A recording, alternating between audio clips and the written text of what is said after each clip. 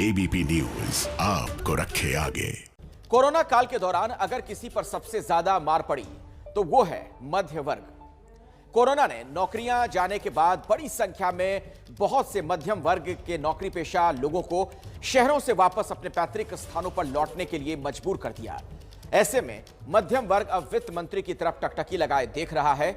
आखिरकार कोरोना काल के इस पहले बजट में मध्यम वर्ग के लिए क्या कुछ हो सकता है, आप देखिए एबीपी न्यूज की यह खास रिपोर्ट।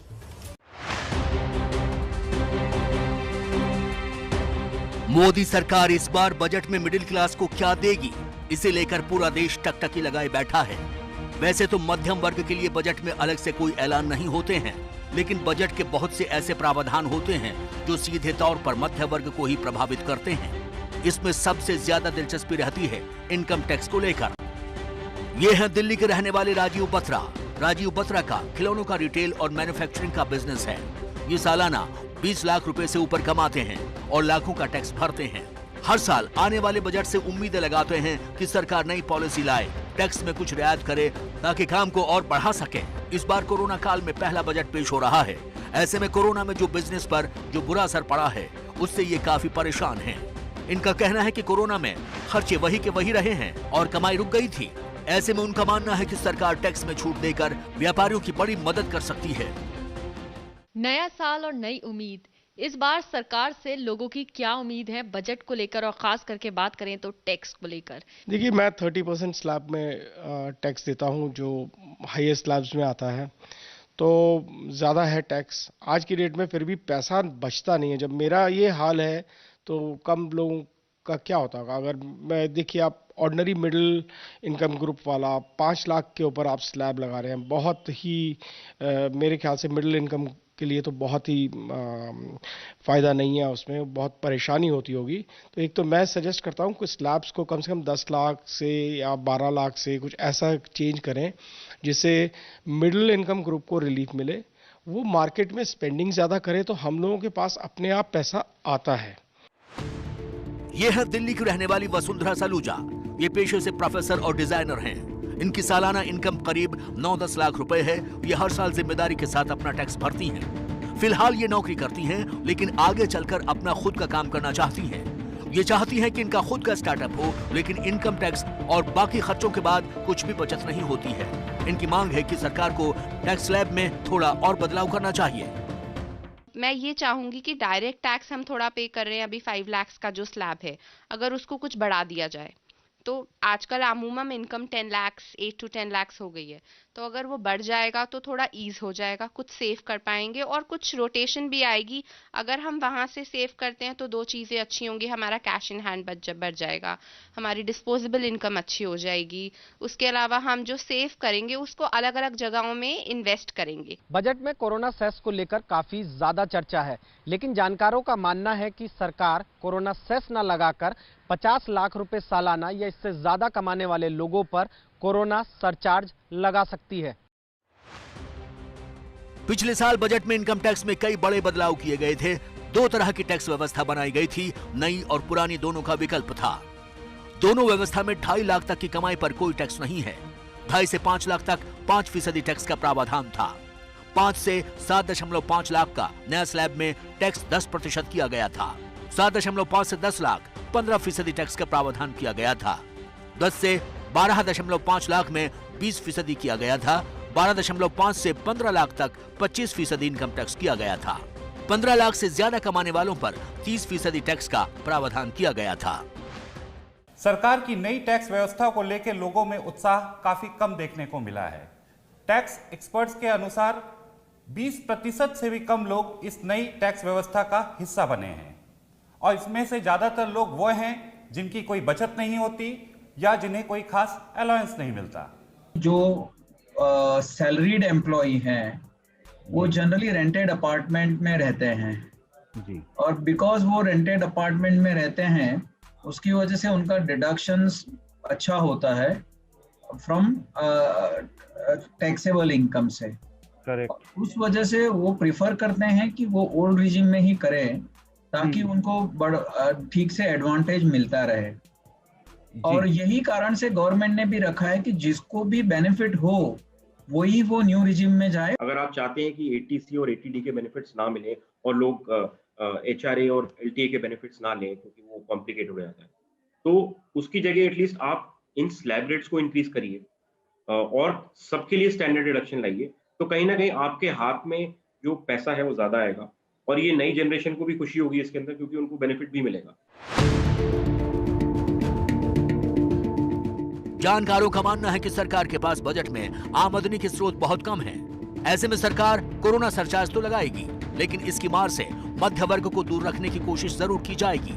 ऐसी उम्मीद है कि 50 लाख रुपए सालाना या इससे ज्यादा कमाने वाले लोगों पर ही कोरोना सरचार्ज सरकार आने वाले आम बजट में लगा सकती है। टैक्स में जाता है, नौकरी उसको चाहिए, उसको नौकरी की जरूरत है, उसको जेब में आमदनी आनी चाहिए, पैसे आने चाहिए घर खर्च चलाने के लिए, और जो सहूलियतें हेल्थ सेक्टर और सेवाएं, सेवा क्षेत्र में जो चीजें हैं वो उसको एक रीजनेबल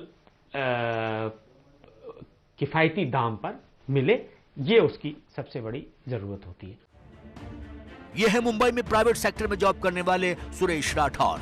सुरेश के मुताबिक आने वाले बजट में सरकार को कोरोना संकट से जूझ रहे प्राइवेट सेक्टर में काम करने वाले कर्मचारियों का ध्यान रखना बेहद जरूरी है, क्योंकि बहुत सारे लोगों की नौकरी चली गई, बहुत सारे लोगों की सैलरी कट गई और वर्क फ्रॉम होम के चलते घर का खर्च भी बढ़ा, जिसको देखते हुए सरकार को बजट में प्राइवेट नौकरी पेशा लोगों पर बेहद ध्यान देने की जरूरत है।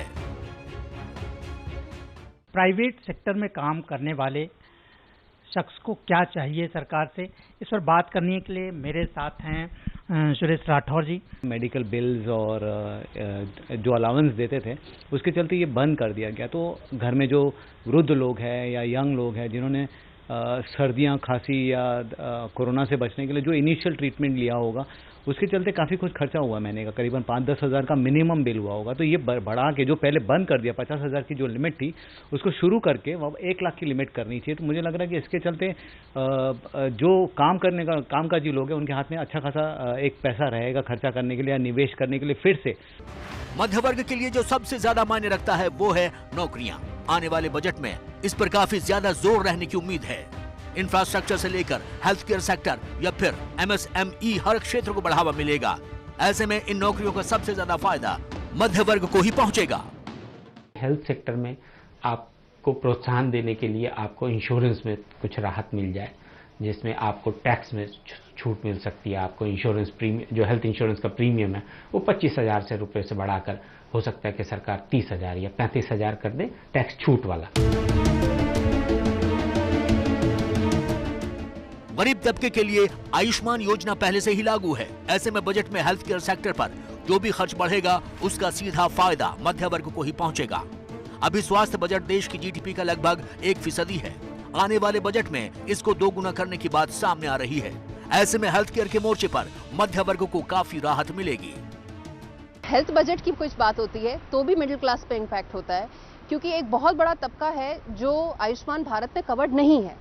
तो उनके लिए हेल्थ बजट के ऊपर अगर कुछ इंक्रीज होगा तो उनके ऊपर उस पर पॉजिटिव इम्पैक्ट पड़ेगा। अगर हम कहीं भी सेक्टर में जॉब्स की बात करते हैं तो नौकरियां तो खैर प्रोड्यूस होंगी, तो उसका मिडिल क्लास पे भी बहुत बड़ा असर पड़ेगा। ये है आयुष तिवारी, लखनऊ में एक हेल्थ एजुकेशन कंपनी में वरिष्ठ अधिकारी हैं। इनका कहना है कि इस बार के बजट में और स्वास्थ्य, शिक्षा और खेती किसानी पर थोड़ा ज्यादा ध्यान दिया जाए। कोरोना काल में हर किसी को नुकसान हुआ है, मध्य वर्गीय परिवारों ने सबसे ज्यादा झेला है। सरकार को चाहिए कि वो 10 लाख तक की आय को टैक्स फ्री करे, क्योंकि इस आय वर्ग में आने वाले मध्य वर्गीय सर्विस क्लास के लोगों को राहत मिल सके। जैसे गवर्नमेंट ने कहा 40 लाख तक GST माफ करके रखा हुआ है, और जो छोटे व्यापारी हैं उनके लिए, जो मध्यम वर्गीय लोग हैं जिनकी इनकम वाले, टैक्स एग्जम्पशन मुझे लगता है कि 10 लाख तक का अभी छूट गवर्नमेंट को देनी चाहिए। उसके बाद अगर गवर्नमेंट बढ़ाने का विचार करते तो अभी फिलहाल 2021-22 के लिए तो अभी इस पर विचार नहीं करना चाहिए। ये है दिल्ली के प्रीत विहार के रहने वाले विनीत गुप्ता। नई गाड़ी लेने का विचार जरूर किया था, लेकिन आर्थिक तंगी के कारण खरीद नहीं पाए। विनीत पेशे से प्रॉपर्टी डीलर हैं, जिनके पास लॉकडाउन की वजह से कोई ग्राहक महीनों तक नहीं आया। अब भी उनके बिजनेस में तेजी नहीं आई है। 12 साल की बेटी है और एक 17 साल की बेटी है मेरी, तो उनको लेकर घर सब फैमिली कार चाहिए। तो मैं इससे सोच रहा XUV में कन्वर्ट करूँ, मेरे सेडान है तो मैं इसको XUV में कन्वर्ट करने की सोच रहा था, तो पॉसिबल नहीं लग रहा। थोड़ा सा बाज़ार की स्थिति ख़राब है, देखते हैं, कुछ लगे हुए अभी क्या एफर्ट्स कर रहे हैं।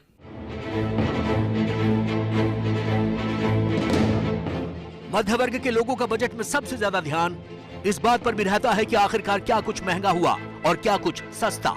अगर इस बार के आम बजट की बात करें तो सरकार विदेश और खासकर चीन से आयात होने वाले लगभग 20 से ज्यादा सामान पर आयात शुल्क 5 से 10% तक बढ़ा सकती है। इसको आसान शब्दों में कुछ इस तरह से समझा जा सकता है कि चीन से आयात होने वाले mobile phone, mobile charger, LED TV, handicraft, मोमबत्तियां वगैरह महंगे हो जाएंगे। लेकिन जानकार मानते हैं कि शुरुआत में भले ही मोबाइल फोन और मोबाइल चार्जर जैसी चीज 100 से लेकर 1000-2000 रुपए तक महंगी हो जाए, लेकिन जब इनका निर्माण भारत में होने लगेगा और भारत से ये चीजें निर्यात होंगी तो सस्ती भी हो जाएंगी और साथ ही साथ मध्य वर्ग के लिए रोजगार के भी बहुत से नए मौके खुलेंगे। हमने देखा कि कोविड काल में काफी बड़ी संख्या में लोगों को अपनी नौकरियों से हाथ धोना पड़ा। ये भी हमने देखा कि आपको जो EPF के जरिए आपको मदद दी गई, जिसको हम लोग इनडायरेक्ट सैलरी कंट्रीब्यूशन कहते हैं। कुछ इस तरह की योजनाएं जिससे कि ज्यादा से ज्यादा लोग रोजगार के मौके दे सकें, उसके ऊपर फोकस होगा। तो कुल मिलाकर देखें तो मध्यम वर्ग के लिए भले ही बजट में कुछ खास ना हो, लेकिन स्वास्थ्य पर जो बजट का आवंटन बढ़ेगा उसका सीधा फायदा मध्यम वर्ग को ही होगा। इसके अलावा बजट में नौकरियों पर भी खासा जोर रहेगा, जिसका सीधा फायदा मध्यम वर्ग को ही पहुंचेगा।